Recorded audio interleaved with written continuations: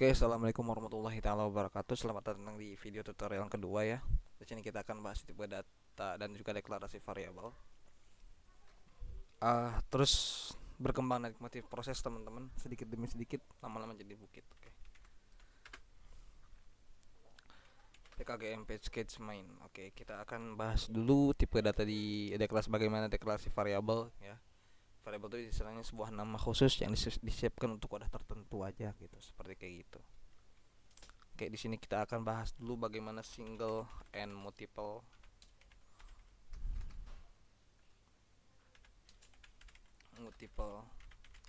variable, multiple variable. Oke, sekarang gini. Var nama string Ibo.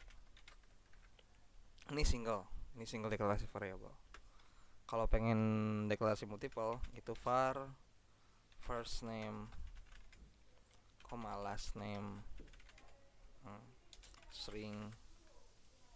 Nah, jadi ketika sama dengan ini kita harus dua, misalkan kutip ya,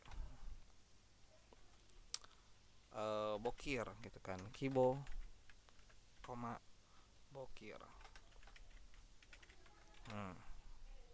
Golang ini agak sedikit bawel ya, karena nggak boleh gitu ketika kita deklarasi sebuah variabel ternyata variabel itu tidak digunakan. Jadi variabelnya ini harus benar-benar digunakan. Oke, fp print nama ya.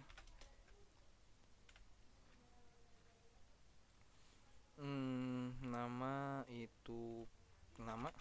Oke. Kemudian kita jangan kita pakai sambil latihan juga, print f, print format, first name person s kan, kemudian slash n, last name. Mohon maaf, lupa lagi, ini bukan deklarasi variabel ya, kebiasaan. First name. Oke, kita ganti, kalau kemarin kita s, sekarang kita v gitu ya, biar lebih umum variabel. Last name v.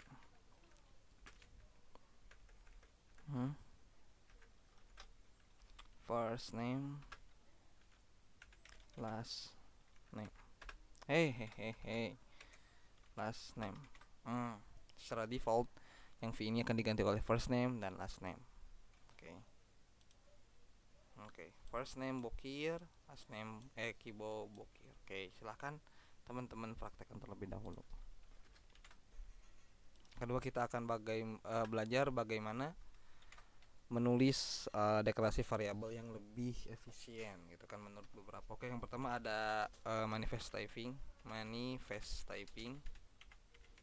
Oke, cara deklarasinya seperti kayak gini. Yang awal sebenarnya udah manifest typing.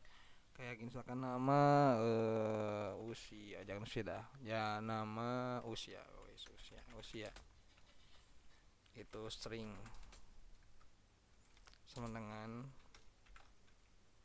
35 tahun. Kan gitu ya. Var bulan lahir, bulan lahir string misalkan manifest typing ya. Oke. Misalkan Januari.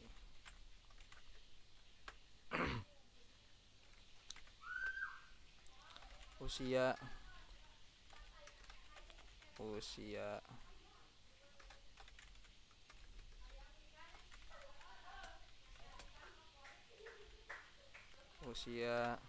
kemudian bulan.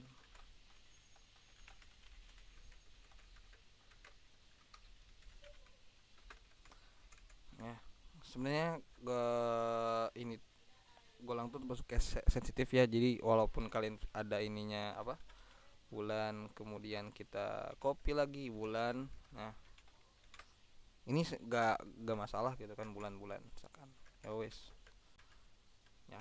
Jadi golang kok bulannya ada bulan. Nah yang bawah sip.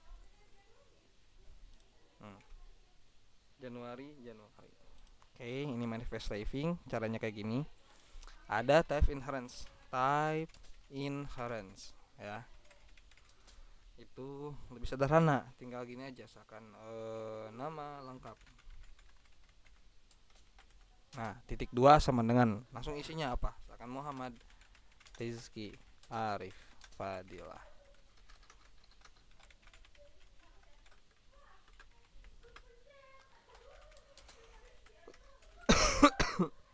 Lengkap. Oke, kita sambil latihan juga ya nama lengkap F. Kalau pengen pakai persen S juga nggak apa-apa sih.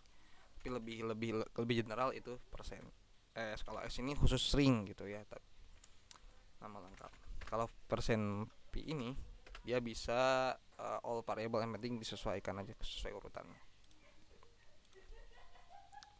Oke, kita print. Nama lengkap Muhammad Rizky Fadilah, dia dari sini type internet, dan ada usia dan juga bulan. Ini dari sini, dari manifest typing. Oke, kita akan bahas tipe data ya. Pertama, gimana cara deklarasi kita udah bahas. Yang kedua, kita akan bahas tipe data. Yang pertama adalah string. Oke, string sebenarnya udah kita bahas dari Kibo Bokir gitu kan dan sebelumnya. Oke, kita akan deklarasikan lagi gitu kan. Misalkan mic gitu kan, mereknya kita nggak tahu, mic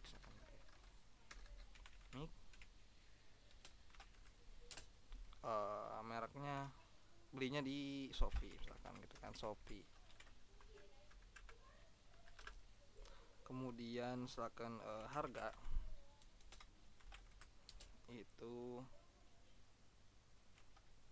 kalau string itu harus ada kutip dua ya. Ini menandakan tipe data string, jadi bisa termasuk include huruf, nama ataupun nomor.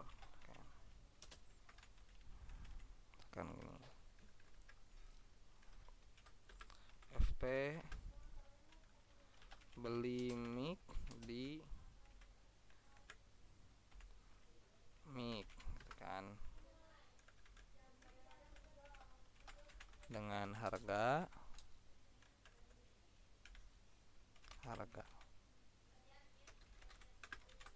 Oke, kita print.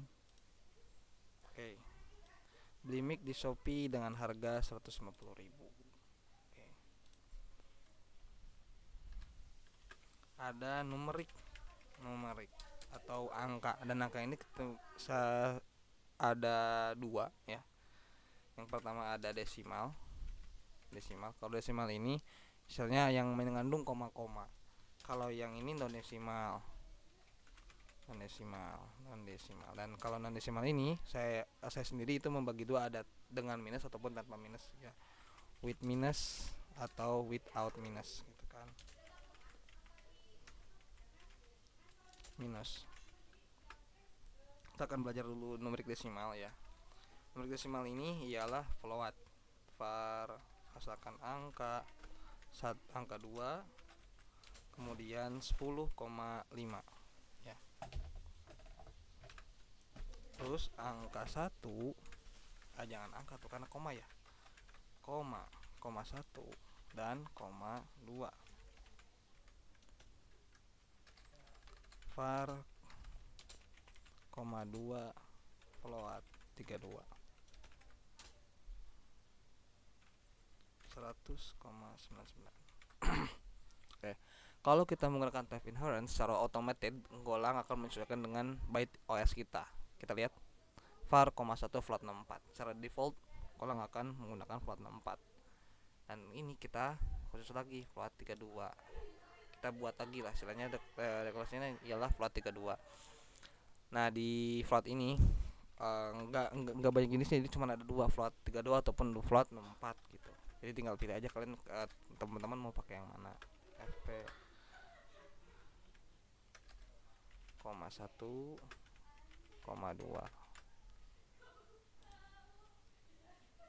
Oke, 10 100,5. Ini desimal, ada float 64, ada float 32. Untuk minimal dan maksimalnya silahkan teman-teman cari di Google aja ya. Belajar cari tahu informasinya. Kemudian ada non desimal ya, non desimal, non desimal kebagi dua ya, ada dengan minus atau tanpa minus. Kita akan bahas dulu dengan minus, with minus ya. Jadi variabelnya bisa menampung angka minus. Kalau with minus itu gak bisa nampung lebih kurang dari 0, selama minus 1 dan seterusnya itu nggak bisa. Oke, kita contohin dulu. Angka angka 1 kan 10. Oke, var angka 1 integer.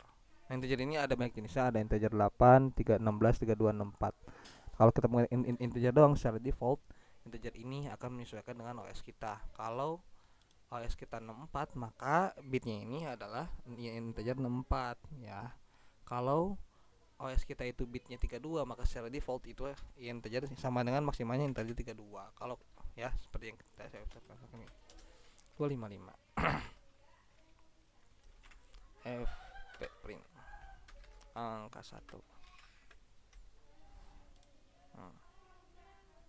Untuk maksimal dan minimalnya silahkan teman-teman cari integer 8 ya. Kalau ini error ya, maksimal integer 8 itu 12 124 220 200 155 154 153 250 125 126 apalagi itu, 127, maksimalnya 127. Kalau sudah 128 dia harus pindah ke integer 16 27.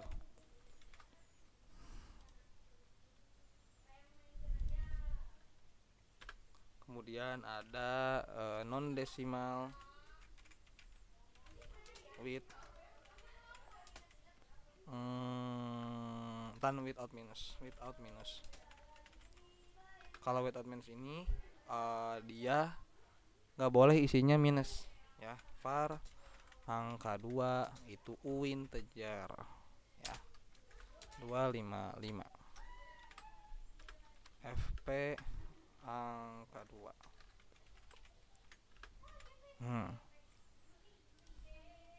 Untuk maksimalnya integer 8 itu 255.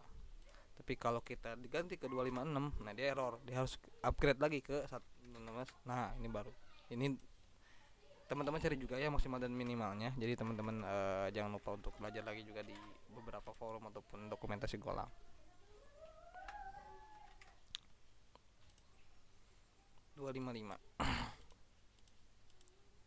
Nah, kalau di non desimal kan kita sudah praktekin ya ini type inheritance-nya. Secara default dia akan menggunakan float 64. Ya, kalau kita menggunakan langsung komanya. Tapi kalau dengan non desimal, misalkan kita contohkan angka 3 yang menggunakan type inheritance akan 100. Secara default Golang bukan menggunakan integer tapi menggunakan integer ya. Jadi secara default Golang akan menggunakan integer sampai maksimal integernya dulu gitu, dari integer 64. Tapi kalau udah melebihi dari integer 64 maksimalnya ya dia baru menggunakan integer sebagai deklarasi plusnya. Tapi kalau minus itu pasti integer gitu. Secara default kalau kita menggunakan tipe data non desimal menggunakan type inheritance ya, defaultnya itu Golang akan menggunakan integer. Oke. 100 fp angka 3. Oke, kemudian kita akan yang setelah string, numeric, desimal dan non desimal, with minus dan without minus. Yang ketiga adalah boolean. Oke, boolean. Boolean ini isinya cuma dua, yaitu true or false.